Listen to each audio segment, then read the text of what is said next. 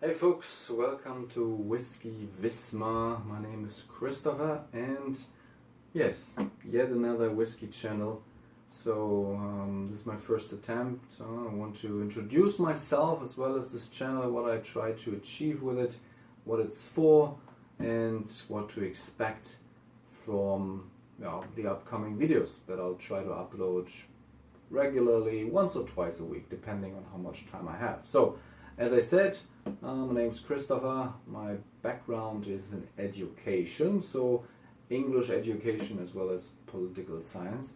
And the name Whisky Wismar is derived from my hometown. I'm from Wismar. It's a small Hanseatic port town at the Baltic Sea, so of course close to my heart. I'm not living there any longer, but I'll return as regular as I can. And so I found it to be rather underrepresented on YouTube and elsewhere, so why not name my channel after this? And connection to whiskey here and there will reveal itself then eventually when I upload a few videos or in the upcoming videos. So, what I try to achieve? Well, for once, I don't try to be ahead of the curve as many other channels justifiably try to do. I don't try to review or taste the newest bottlings just to sort of stay relevant and all that. So it's not really my what I try to achieve, my imperative. I would like to have this channel sort of as a personal tasting database, and as I've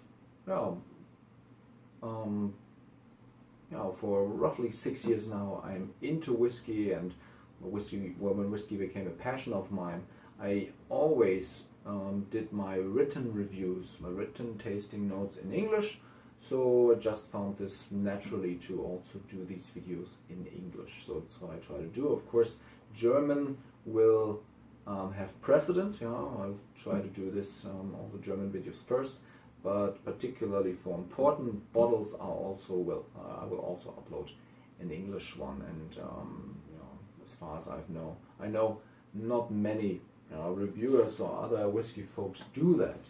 They with the exception of maybe Horst Lüning from whisky.com, whisky.de, as he, of course, tried to have more reach into English-speaking whiskey connoisseurs or drinkers, and I always found it quite astounding and amazing that he was able to pull through with it and be quite successful with it. Certainly not easy to convey all the also descriptors for taste and smell to English. So this is something, of course, that needs a little bit of practice. But as I said, as I come from language education and English in particular, this is also a little bit of practice then for me, for my vocabulary, even though it is rather specific. Regardless, the whiskies that I'll try to review here will be either full bottles or large bottles or samples, depending on how much I will have available. So it's only a 2 cl 20 milliliter sample for very rare, expensive whiskey, then I might not be able to do 2 videos of it. But we'll see how I'll do it. And also I will try to get sort of a good first impression on the whiskey before I actually do these videos, as I think there's much more to be taken away from it then. In comparison to just opening a bottle here in front of the camera for the first time, as the neck pour, in my opinion, is usually not indicative for the final or absolute quality of a whiskey that you have in a bottle. But different, it's a matter for a different time.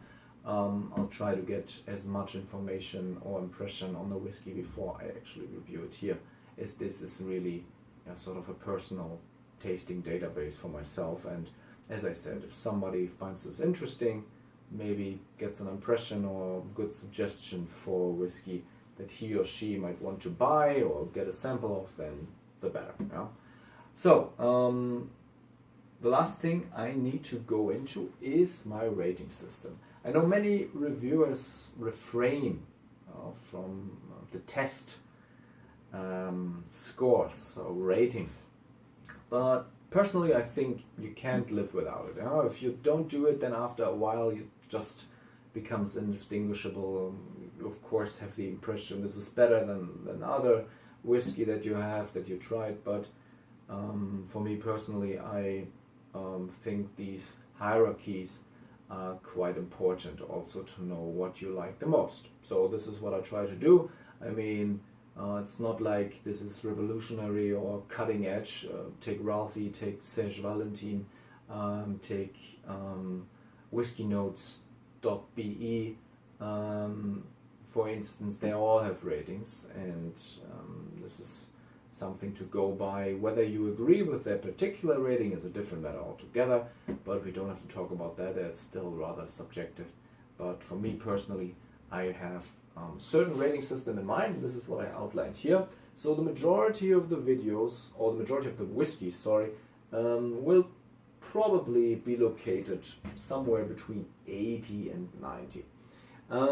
That does not mean that also the majority of my whiskies will be located here, as I are not allotted randomly whiskies that are released as bottlings. I pick the ones that I think I will like more than others, so majority will certainly be closer to the 90s or even beyond that. But in an average, I think this is pretty good assessment that between 80 and 90 you have the most whiskies that are released. So this is why the pleasure curve, as I call it, is also sort of linear with its ascent there. And the interesting parts, however, are left of it, and more importantly, right of this section here between 80 and 90. So take for instance this side here on the left. If you go below 80, then the pleasure curve will diminish rather rapidly, and this is because you sometimes have certain notes in a whiskey that are completely off-putting, either sourness when the barrel was tainted with acid, bacteria, or any other extreme bitterness, or for some folks, not for me personally, but for some folks, sulfur. So struck matches, lit matches, outright sulfur, they are extremely sensitive to that, and this is when they have no pleasure in a whiskey. But or soapiness, soapiness is also something I encountered before.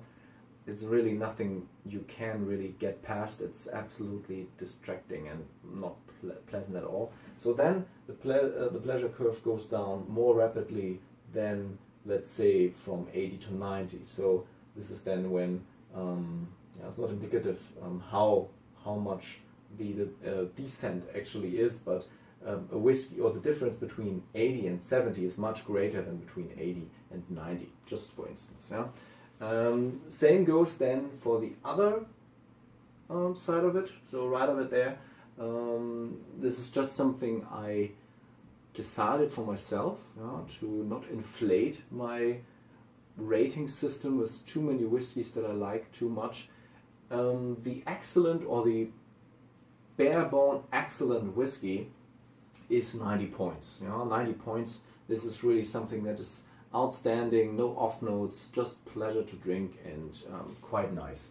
80s, good whiskey. So, and as I said, majority will be good, but some are better, and this will then fall into the 90s category.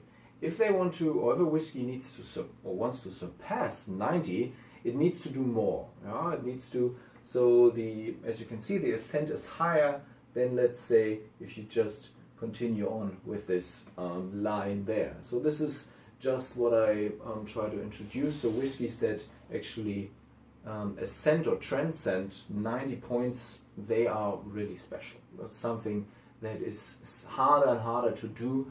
And also to give someone an impression that if I personally rate a whiskey 92, 93, 94, even 95, then it's really something special for me. It does not mean it's for them, but for me personally, it's much more than it's a much greater increase in pleasure than from 90 to 95 than from 85 to 90, for instance. So I hope I was able to make that clear. So this is why the curve is shaped like you see it here. But more on that later when I actually come to whiskeys that fall into this or that category. Yeah, we'll see. Yeah, so much for that. Of course, you can discuss the whole concept of having rating systems, having numbers, having letter grades, what have you. But I personally think, for me, having these hierarchies is important, and this is why I will continue to use them also for videos here. Yeah, so much for this. Hope you enjoyed this little introduction, and hopefully I'll see you soon then for my first tasting video. Not spoiling what it's going to be, but stay tuned. And of course, if you like this video or not, let me know, drop me feedback, or even subscribe.